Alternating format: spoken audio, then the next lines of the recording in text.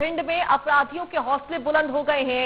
Rape पीड़िता के परिवार पर 2 दिन में दूसरी बार हमला किया गया। रेप केस में राजीनामा न कराने पर रेप पीड़िता और उसके परिवार को अब ये पूरा मामला भारी पड़ रहा है। आरोपी लगातार दबाव बना रहे हैं।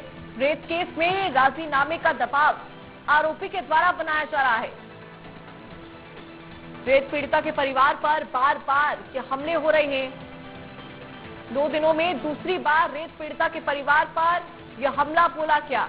एक दिन पहले घर में आग लगाई गई तो दूसरे दिन घर छोड़कर पलायन करते समय रास्ते में ही उनके साथ मारपीट की गई। बंदूक की नोक पर बीते जनवरी माह में युवती के साथ आरोपियों ने दुष्कर्म किया था और इसी केस में अब राजीनामा किए जाने का दबाव आरोपियों के द्वारा बनाया जा रहा है। दबंग आरोपियों ने बीते शुक्रवार को रेप पीड़िता के घर पर हमला बोलने के साथ ही मारपीट की थी। घर के छप्पर में आग लगा दी थी। घटना लक्ष्मी नारायणपुरा में घटित होने के बाद पीड़ित परिवार ने कोरमी थाना पहुंचकर आरोपियों के विरुद्ध शिकायत की। पुलिस 6 नामजद लोगों के खिलाफ मामला दर्ज किया।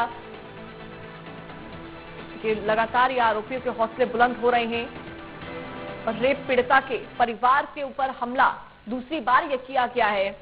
2 दिन में दूसरी बार। सबसे पहले उनके घर के छप्पर पे आग लगाई गई और जब पीड़ित परिवार वहां से निकलने लगा तो रास्ते में ही उन्हें रोककर उनके साथ मारपीट की गई।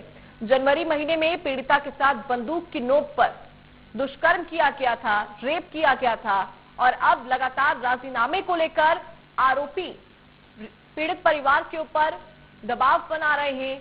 2 दिन में लगातार ये दूसरी बार पीड़ित परिवार के ऊपर हमला हुआ है। रेप पीड़ित परिवार के ऊपर 2 दिन में दूसरी बार हमला। पहले उनके घर में आग लगाई गई, उसके बाद उनसे मारपीट की गई। फिलहाल पुलिस ने 6 लोगों के नामजद करते हुए मामले की कार्रवाई में जुटी हुई है, लेकिन ये मामला बेहद संवेदनशील है क्योंकि रेप से जुड़ा हुआ पूरा मामला, जहां रेप पीड़िता को न्याय दिलाने की जो कोशिशें हैं वो जारी हैं, लेकिन इन कोशिशों के ऊपर जो आरोपी है वो लगातार दबाव बना रहा है राजीनामे का।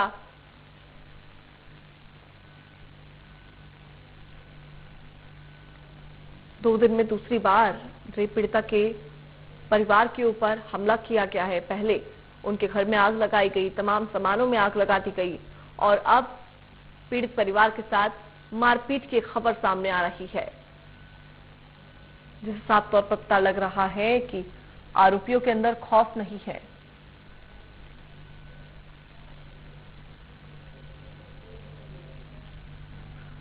वहीं हमारे सहयोगी राहुल चौहान भिंड से जुड़ गए हैं, उनका रुख करते हैं। राहुल, आरोपियों के हौसले यहां पर बुलंद नजर आ रहे हैं। पहली बार हमला हुआ, आग लगाई गई और अब दूसरी बार हमला हुआ है, मारपीट की गई है। क्या जानकारी आपके पास पूरे मामले को लेकर? जी, मैं आपको बता दूं कि भिंड जिले की अगर हम बात करें तो यहाँ पर आरोपियों के हौसले बुलंद हैं और या ये कहें कि पुलिस का डर आरोपियों में बिल्कुल खत्म होता नजर आ रहा है। मैं आपको बता दूं कि जो लक्ष्मी नारायण का पुरा है, जो गोरमी थाना अंतर्गत आता है, यहाँ पर बीते जनवरी माह में एक वारदात हुई थी, जहां पर कुछ दबंगों के द्वारा, जो गांव के दबंग थे, उनके द्वारा दलित जो एक युवती थी उसको जबरन वहां से उठा के ले जाते हैं और उसके साथ दुष्कर्म की घटना को अंजाम देते हैं, जिसके बाद में जो पीड़िता होती है उसको ये भी धमकाया जाता है दबंगों के द्वारा, यदि आपने इस वारदात के बारे में किसी से जिक्र किया तो हम तुम्हें जान से मार देंगे और अन्य प्रकार की प्रताड़ना देने की भी धमकी दी जाती है। जिसके बाद में जब युवती दुष्कर्म के बाद अपने घर पहुंचती है तो वो इस पूरी घटना के बारे में अपने परिजनों को बताती है, जिसके बाद में वो गोरमी थाने पहुंचते हैं और FIR दर्ज कराई जाती है। जिसके बाद में इसी FIR पे लगातार राजीनामा को लेकर जो दबंग आरोपी हैं उनके परिवार के द्वारा है, उनके लोगों के द्वारा पीड़ित जो पीड़िता है, रेप पीड़िता है, उसके यहाँ बीते शुक्रवार के दिन पहुंचते हैं और उसके पिता और भाई के साथ मारपीट करते हैं और राजीनामे का दबाव बनाते हुए उसका जो घर में लगा जो छप्पर होता है उस पर आग लगा देते हैं, जिसके कारण उसके घर में रखा सोफा या हम मोटरसाइकिल की बात करें तो अन्य घरेलू सामान जलकर खाक हो जाता है। जिसके बाद में एक बार फिर पीड़िता का परिवार गोरमी थाना पहुंचता है और फिर से इस पूरे मामले की शिकायत करता है, जिसके बाद में गोरमी थाना प्रभारी के द्वारा जो लगभग 6 लोग हैं उनकी नामजद रिपोर्ट दर्ज कर ली जाती है।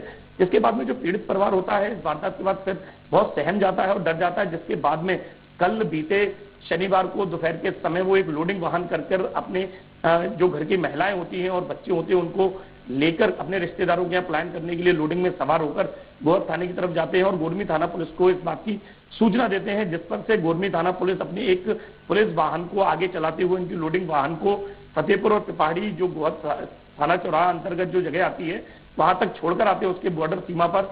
जैसे ही पुलिस का वाहन मुड़ता है कुछ देर बाद उनके लोडिंग जो रेप पीड़िता का परिवार होता है उसमें जो सवार होते हैं उनके लोडिंग वाहन के पीछे कुछ बाइक सवार और कुछ कार सवार अज्ञात बदमाश आते हैं जो उन्हें रास्ते में घेर लेते हैं, जिसके बाद में उनके साथ मारपीट करते हैं।